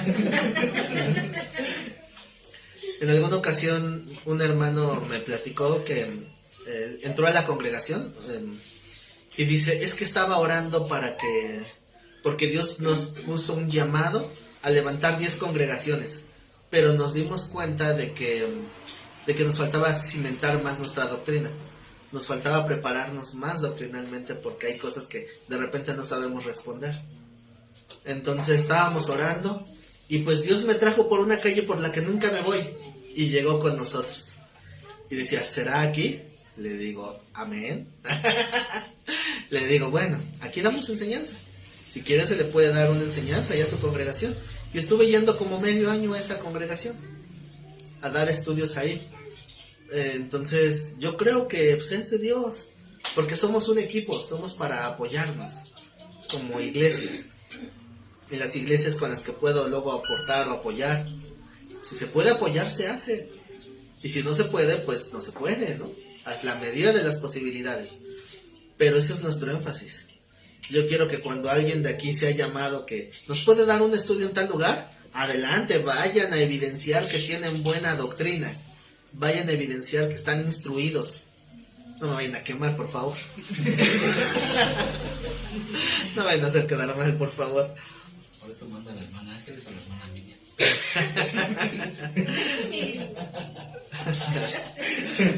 Nos vamos a No mandar voy a mandar al atrás. hermano David porque si no... No lo van a regresar, decir, no, no traen otro. Edúquelo bien, le van a decir. Bueno, precisamente la iglesia es un solo cuerpo, ¿no? Pero cada parte del cuerpo tiene labores diferentes. Entonces, el énfasis de cada congregación, pues también va a ser diferente. Hay congregaciones que se enfatizan el visitar a los hospitales o las prisiones. Bueno, ese es el área que Dios les puso. O sea, no quiere decir que no puedan hacer otra cosa o que otra iglesia no pueda hacer esa labor. Claro que sí, pero es un énfasis. Es a donde Dios los lleva. Es que se les abre el camino y hay más facilidad, ¿no? Hacia ¿Sí? ese lugar. Dios les abre esas puertas, Exacto. ¿no? Entonces, cada quien tiene su labor. Entonces, la cuestión es que a nosotros Dios nos va a llevar a dar enseñanza. Porque ese es el énfasis de este lugar. Entonces, hay congregaciones que cada 8 días se van a las prisiones, se van a los hospitales y están haciendo esa obra. ¡Qué bueno! ¿Cuál es nuestra labor? Apoyarles para que cuando hablen lo hagan mejor. Para que cuando ministren sean más certeros con las palabras. Que no vayan a empezar a declarar o a profetizar. ¿Verdad? Esa es nuestra misión. Porque unos ni atan ni desatan. Entonces, siguiendo en el versículo 4, dice precisamente este punto. Porque de la manera que en un cuerpo tenemos muchos miembros, pero no todos los miembros tienen la misma función, así nosotros, siendo muchos, somos un cuerpo en Cristo, y todos miembros los unos de los otros. De manera que teniendo diferentes dones, según la gracia que nos es dada. Fíjense, ¿qué significa la palabra don? Don es regalo, pero aquí ¿en qué sentido está usando la palabra don? ¿A qué tipo de dones se refiere? Precisamente a la forma en que Dios nos va a abrir puertas para obrar en una u otra área. Ahora, a mí he salido a evangelizar varias veces, pero no se me da. Será porque tengo cara de enojón, tengo cara de pocos amigos. Entonces la gente no me tiene confianza y todos, qué gachos son. Pero bueno, yo lo sé. La gente generalmente no se abre conmigo. Y cuando trato yo de meterme en una conversación donde están hablando de Dios y quiero aportar, me dan la espalda. No se me da. Incluso en una campaña evangelística que fuimos a Guerrero, de plano yo ni pude ir porque estaba arreglando la camioneta que se nos descompuso. Bueno, la llevé a arreglar y todo eso. Ni siquiera pude estar ahí. Pero después, como no pudimos irnos, fuimos a otra iglesia donde pude predicar. Y como lo mío es la exhortación, yo creo que la cara me ayuda y les doy sus buenas regalesas. Pero bueno, Dios abre puertas, Dios acomoda las cosas. Y esa es la gracia que Dios nos ha dado a cada uno. Hay un hermano que conozco que si va a las tortillas, en la fila de las tortillas evangeliza. Pero se les da la facilidad que la gente les oye, o sea, tienen esa gracia para que la gente los escuche. Y a mí no se me da, yo como que busco la manera y cuando trato de hablar como que, sí. Y no me pelan. ¿Ven? Eso se refiere. La gracia que nos es dada. Cada quien tiene un llamado, un don. ¿Qué se refiere con el de profecía? Que es el primero que se menciona ahí. Según la gracia que nos es dada, si el de profecía, ¿qué es la profecía? Predicación. Es predicar. Profetizar es predicar, tal cual. Es dar a conocer la voluntad de Dios. Si Dios me da una palabra para tal persona, entonces ¿cómo lo tengo que hacer? Dice, úsese conforme a la medida de la fe. O sea, ya hablamos a qué se refiere la medida de la fe. Si a mí Dios me da la palabra para decírsela a mi vecino, se la doy a mi vecino. Si a mí Dios me da la palabra para dársela a una congregación, se la doy a una congregación. A eso se refiere. Esa es la medida de fe. Sí. Dice, si de servicio, ¿cuál es el don de servicio? Una vez fui a un evento de pastores hace como 15 años, algo así, que fue en Toluca, y nos decían, detectas cuántos, en ese tiempo no era pastor, pero ya me habían invitado, decía a los pastores, detectas cuando alguien tiene el don de servicio, y todos se quedaban así viendo como que, ¿cómo detectas si alguien tiene el don de servicio? Nadie contestaba. Dice, es bien fácil, dice, entra a la iglesia temprano antes de que empiece el culto, agarra una hoja de papel y esa hoja de papel va a ser tu examen. Arrúgala y tírala en medio pasillo. Y ponte al frente y ve qué pasa. Va a llegar un hermano, lo va a ver, lo va a rodear, va a seguir adelante, otro lo va a hacer con el pie a la orillita y va a seguir, pero va a haber alguien que va a agarrar el papel, lo va a tirar en el cesto de la basura y se va a ir a sentar. Ese tiene el servicio. Así de fácil. Y hice la prueba. Cuando estábamos en la avenida, un día teníamos la lonita ahí en la entrada del local de la avenida Jardines, y se le cayó un tornillo y estaba toda colgada. No dije nada, lo vi y dije, lo voy a arreglar. Dije, no, me voy a esperar. Me esperé 2 meses y nadie dijo nada. Nada más, y yo veía que la gente se daba cuenta. Los hermanos llegaban y veían, ¿cómo no cuidan eso? Pero nadie se atrevió a decir, lo hago, lo arreglo. Cuando lo dije en el púlpito, que ya eso tenía 2 meses así, dicen, sí lo vi. Exacto. Todos lo vieron. Pero nadie dijo, ¿lo arreglamos? Nadie hizo nada. Ese día, acabando esa predicación, un hermano llegó con una escalera, llegó y lo acomodó. Así de fácil. Así de fácil. Pero no todos tienen el don. Hay quien tiene el don de servicio que luego se acomide. O sea, hay una necesidad, van y lo hacen. Ajá. Generalmente son los que dicen, hay quien haga el aseo porque si no yo voy. Ahí está. Don de servicio. Los que pueden apoyar en cualquier área que se necesite. Si tiene el de servicio, obviamente en servir. El que enseña, en la enseñanza. ¿Creen que se necesita un don para enseñar? Sí. No todos tienen ese don. No.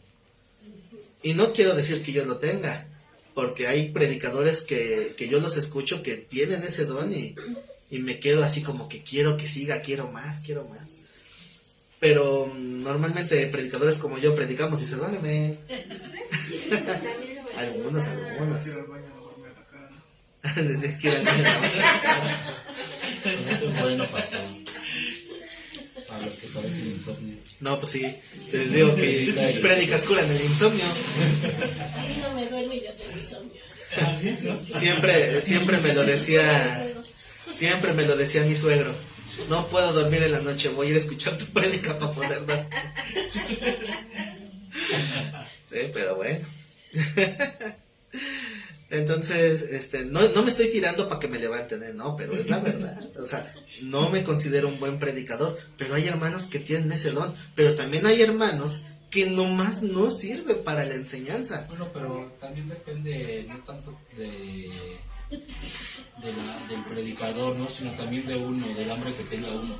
Porque, También. por decirlo, nosotros cuando empezamos aquí con usted, igual, ¿no? Se nos pasaba el tiempo. Ya cuando nos veíamos, ya es la hora. No, usted sígale. ¿Por qué? Precisamente por lo mismo, ¿no? Esa hambre y aparte la buena doctrina, ¿no? Lo mismo que pensábamos nosotros en el instituto. Y nos decían, es que es de 2 a 7. Y nosotros decíamos, ¿qué tanto tiempo? Y ahora que vamos, se nos hace poco tiempo, ¿no? La realidad que hiciéramos más tiempo. Entonces, precisamente también es esa hambre, ¿no? Esa necesidad. Es que es la necesidad de cada quien de alimentarse, Exactamente. pero también tiene que ver la forma en que se da la palabra. Así es. Porque hay gente que habla de una manera muy pasiva, un mismo tono, y así como que alargando las letras. Entonces te están arrullando, ¿verdad? Y aunque quieres poner atención, es que sí está interesante, pero ay, cuesta trabajo. Pero es porque hay gente que no tiene ese don para enseñar. O incluso también hay hermanos que no se saben expresar. No saben cómo explicar un tema. O sea, lo saben, lo tienen bien estudiado, pero no saben cómo transmitirlo. Entonces, si se facilita el dar un tema, pues hay que hacerlo, ¿verdad? También hay hermanos que no los puedo poner a predicar. Había un hermano que era ministro de alabanza, y en la alabanza fluía como pececito en el agua. Un día le dije, da un tema, y literalmente le escurrían las manos de sudor, así, bañado en sudor de los nervios. Digo, hermano, tú estás delante de la gente cantando. Yo no canto delante de la gente, pobrecitos, tengo misericordia de sus oídos, pero por eso yo sé mis límites. Pero oye, tú estás acostumbrado a eso. Para mí es más difícil pararse al frente para un canto que para una enseñanza. Y era un tema sencillo. Ni siquiera estamos debatiendo. Todavía en un debate tienes ese miedito de que, híjole, me vayan a evidenciar o me vayan a humillar aquí. Pero no. Pero bueno, no tiene ese don. Dice, siguiendo con la lectura, el que exhorta en la exhortación. ¿Cuál es el don de exhortar? Es el que siempre le gusta regañar a todos. Recuerden que exhortar no es reprender, exhortar no es regañar. Exhortar es saber confrontar a una persona con su error, de tal manera que vea una oportunidad de corregirse y no que se sienta señalado o juzgado. No todos tienen ese don. O sea, hermano, te vengo a exhortar en el amor de Cristo, porque ya estuvo suave que usted siempre hace esto y esto y esto. Ese don lo tiene su papá. Siempre que voy todo esto. ¿Cómo sabe? Bueno, pues el chiste es que el tener del don de exhortar es que uno pueda hablarle a la gente de su pecado y que esa persona pueda recibir el mensaje, que no se sienta pisoteado, sino que se sienta, obviamente, nadie se siente feliz de una exhortación, pero sí que reciba el mensaje. Igual, eso también es un don. No todos pueden exhortar. El que reparte con liberalidad, ¿qué es repartir? El que parte y comparte se queda con la mayor parte. Ese es Judas. ¿A qué se referirá con el que reparte? Son como ayudas, como apoyos. ¿Mm? Como ayuda y apoyo. Sí. El que se despoja fácilmente de lo que tiene para bendecir a alguien más. Uh-huh. Entonces, hay gente que cuando tiene algo que le dan, luego, no, esto es mío. Ya si tengo algo ya lo comparto. Pero primero lo mío. Pero hay gente que lo que tiene, así sea poco, luego empieza a compartir. Y a eso se refiere. Pero se les facilita, ¿no, pastor?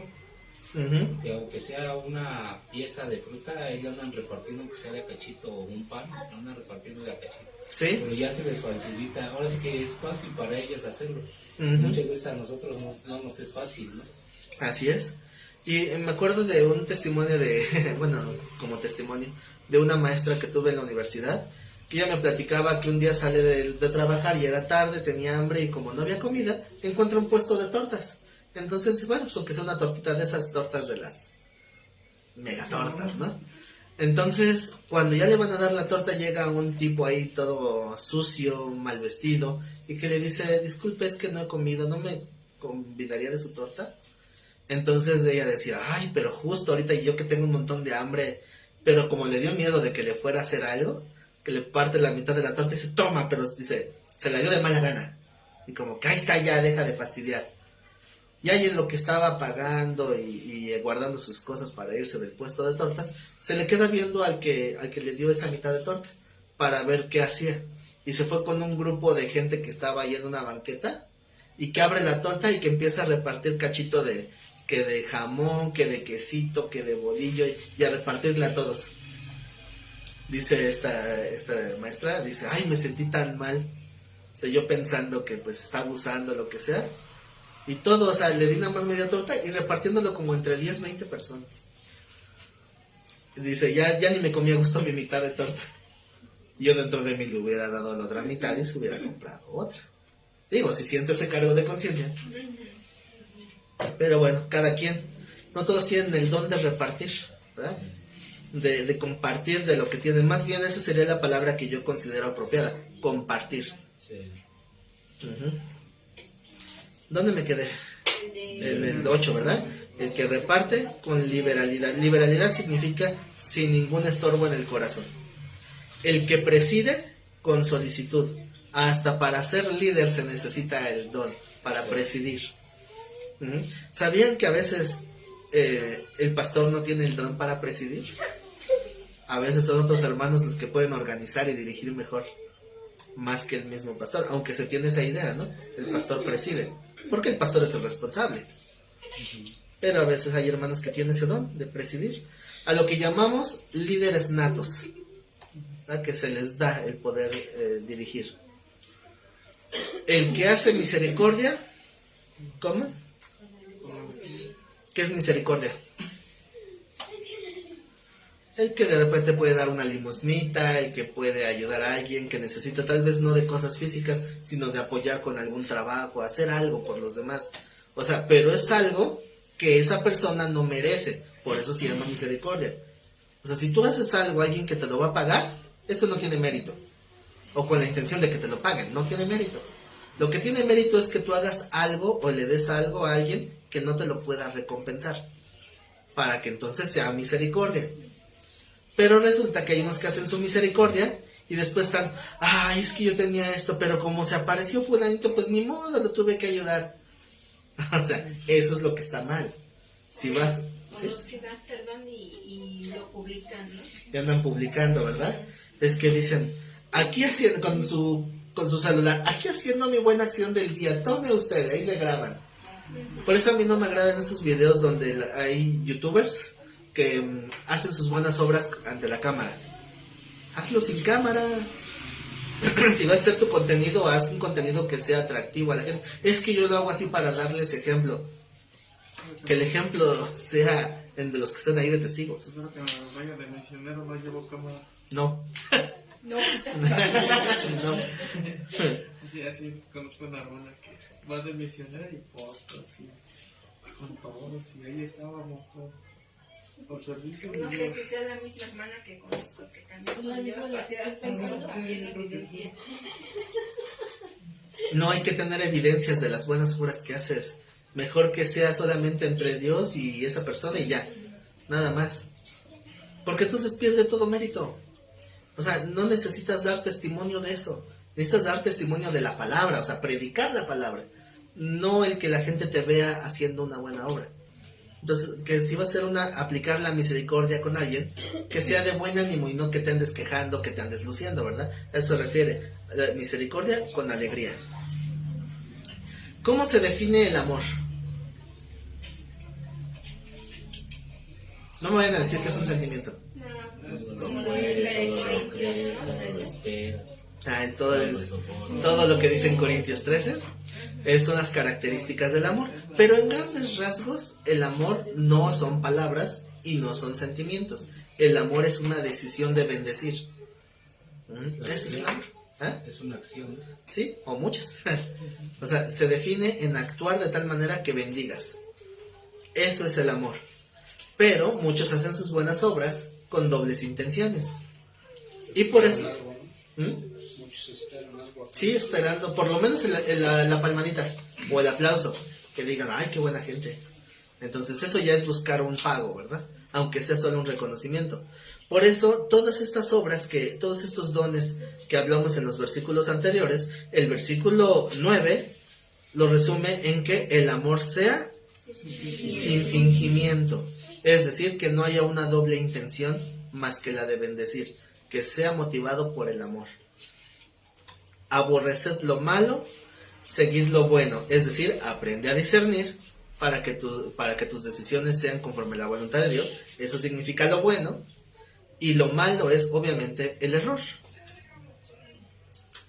Dice, amaos los unos a los otros con amor fraterno. ¿Cómo se dice amor fraterno en griego? Fileos. ¿Qué significa el amor filial?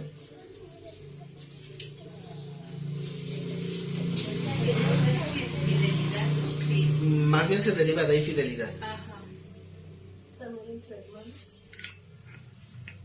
Pero el amor filial tiene la característica de que es un aprecio hacia una persona que se desarrolla a través de tratar a esa persona.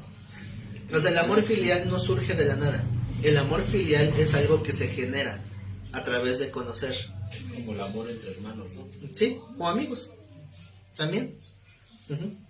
Porque incluso el amor entre hermanos se puede definir primeramente como un amor estorbos, un afecto natural, porque es algo que ya se tiene por la cercanía del lazo familiar. Pero aún hay hermanos que se aborrecen. Pero hay hermanos que generan una buena relación de amistad, porque se tratan, porque se llevan bien. Pero dice la palabra que a veces hay amigos más unidos que un hermano. Ajá. ¿Por qué? Porque ese es el amor filial, es el que se va desarrollando. Entonces dice el texto que nos amemos con ese amor fraterno, quiere decir que vayamos generando lazos. Dice, en cuanto a honra, prefiriéndonos los unos a los otros. ¿A quién se refiere en ese grupo de unos a otros? Entre hermanos. Se refiere a la iglesia, ¿verdad? Se refiere a los hermanos de la iglesia, porque están generando ahí una amistad. Si tu mejor amigo en esta vida es mundano, tienes un problema, o tienes muchos problemas, porque no puede haber comunión entre luz y tinieblas. No, o sea, tus mejores amigos tienen que estar dentro de la iglesia, porque van de acuerdo en el mismo sentir. O sea, no quiero decir que no tengas amistades del mundo, obviamente, pero no tiene coherencia si dices mi mejor amigo es del mundo, porque no piensan igual, se supone. Su manera de entender y de ver no es la misma. Con este amigo que les he platicado, eso nos distanció, porque ya no pensamos igual. Entonces, aparentemente nos llevamos bien, pero nos hemos distanciado, porque nuestra manera de entender las cosas van hacia rumbos diferentes. Entonces eso se refiere en cuanto a honra, prefiriéndonos los unos a los otros. ¿Qué significa la palabra honra?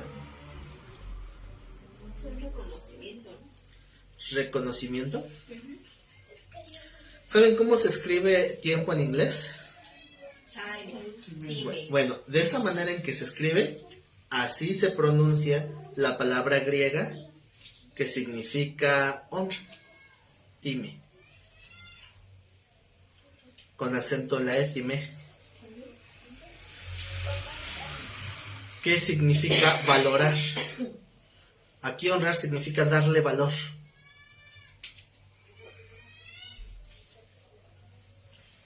Dime qué significa qué. ¿Significa qué? ¿Valorar? Valorar. Semejanza del dinero. Si tenemos un billete de 20 pesos y uno de 500 pesos y los dos tienen a Benito Juárez, ¿cuál cuesta más? De 500. No es cierto, cayeron en la trampa. Cuesta lo mismo. Cuestan lo mismo, porque sigue siendo el mismo material, el mismo proceso. Literalmente cuestan lo mismo, pero uno vale mucho más que el otro. No es lo mismo el costo que el valor. Ajá. O sea, ¿cuánto cuesta hacer el billete? Ajá. No, pero ahí sí cuesta más hacer el de 500 porque lleva más candado, lleva otro tipo de material. Es más grande. Entonces, ¿Y el de 200? el de 200 no, pues ya viene siendo casi... Ah, entonces de 200 para que no me ponga peros. Sí. El de 200 y el de 500. Yo quería usar a Benito Juárez de ejemplo, pero si se pone tan explícito, bueno, uno de 200 y uno de 500. O sea, tiene más valor el de 500, obviamente. Sí. Pero producirlo, pues prácticamente es lo mismo. Es lo mismo a la paja. Sí. Entonces, a eso me refiero. Sí, sí. Ya entendí. Entonces, así, darle más valor a aquellos que están en el mismo sentir que tú.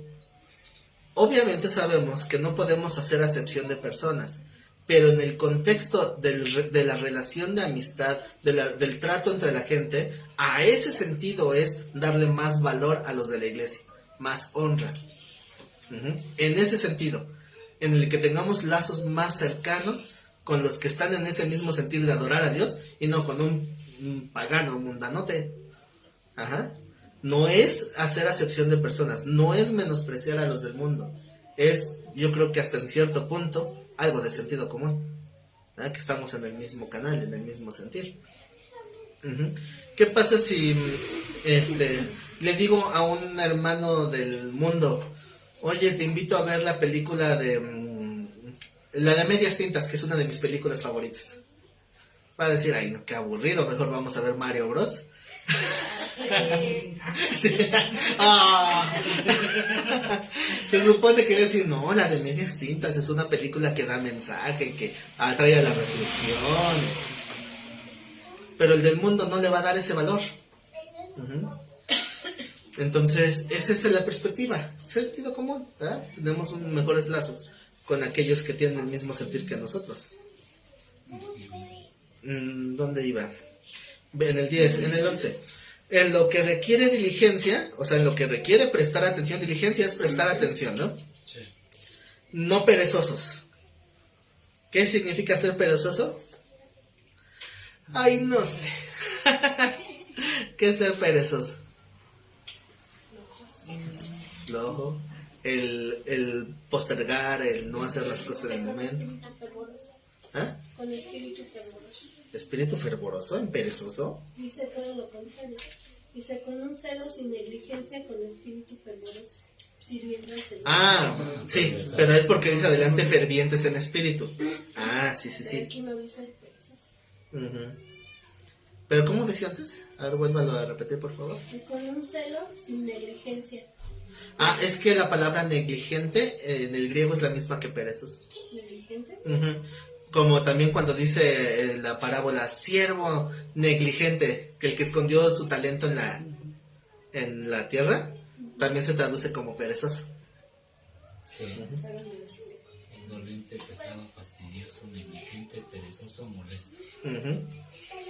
Entonces, la persona perezosa, el osito Pérez, es aquel que pues no tiene un espíritu, un ánimo para hacer las cosas. El que está desganado, desanimado. El que dice, vamos a predicar. Sí, pero luego, ¿no? Vamos al instituto bíblico. Ay, qué flojera, tantas horas. Por lo menos ponen dibujitos, dan manual. No, tienes que tomar notas. Ay, no, qué flojera. Pero de repente el pastor cuenta chistes. Ah, bueno, entonces, no, de todos modos no voy. Ni los chistes bastan para el perezoso. Entonces, no hay que ser perezosos.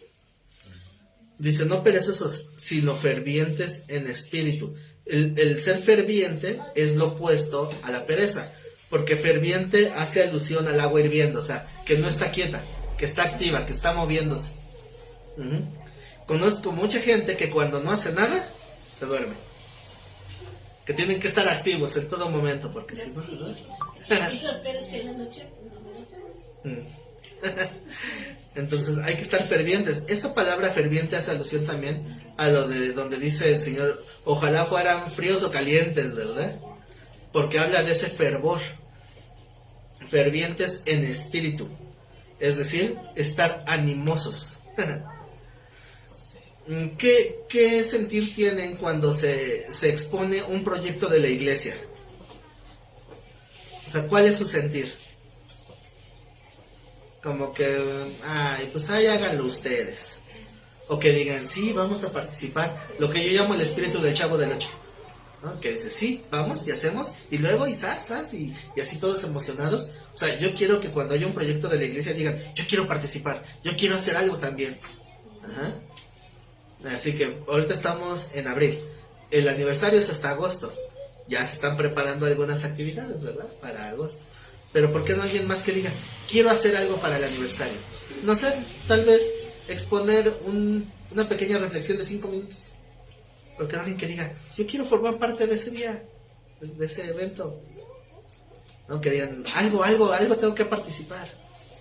Un hermano me decía una vez, quiero hacer un teatro guiñol que tenga ahí un personaje de Martín Lutero y hablando de la Reforma. Digo, adelante, hazlo. Ay, no, mejor no. Y de repente muchos proyectos que se oyen bonitos se quedan ahí, así, arrumbados. Porque en lugar del fervor hay pereza. Pero que hay ese anhelo, ¿no? Y también cuando dije lo del museo que se ha estado postergando, pero va a valer la pena, ¿verdad? Ya el tabernáculo está quedando bonito. Sí, ya están prácticamente todas las piezas. Ahorita nada más de las piezas individuales, ya nada más falta el altar del incienso. Ya casi lo tenemos. Ya casi está el altar de bronce, ya está el lavacro, ya está el sacerdote con sus vestimentas, ya está la menorá, la mesa de los panes, la caja del arca del pacto, ya está el maná, ya está la vara de Aarón, ya está las tablas de la ley, ya casi, y todo a una escala para que se vea una proporción correcta. Y pues también hay quien dijo, yo participo, yo trato de hacer algo. Pues adelante, ¿no? Tal vez alguna otra cosa para el museo, pero que haya esa iniciativa, que haya ese fervor. Ese es el espíritu fervoroso sirviendo al Señor. Hasta este punto está hablando del parámetro del actuar. Hasta este versículo aquí vamos a hacer un cambio, porque en estos primeros versículos está hablando de cómo debe de pensar y de actuar el cristiano. Por eso el título decía deberes cristianos. Pero la siguiente parte, a partir del siguiente versículo, ya empezamos a hablar de la confrontación a la hora de hablar, o sea, a la hora de hacer lo que digo que voy a hacer. Y empezamos ya con tribulaciones, con angustias y con otros problemas. Pero para que no se vayan tristes, eso lo dejaremos para dentro de 8 días. Porque hoy ya se nos acabó el tiempo.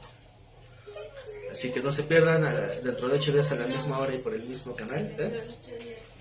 Dentro de 8 días, no, dentro de 15 días, por favor.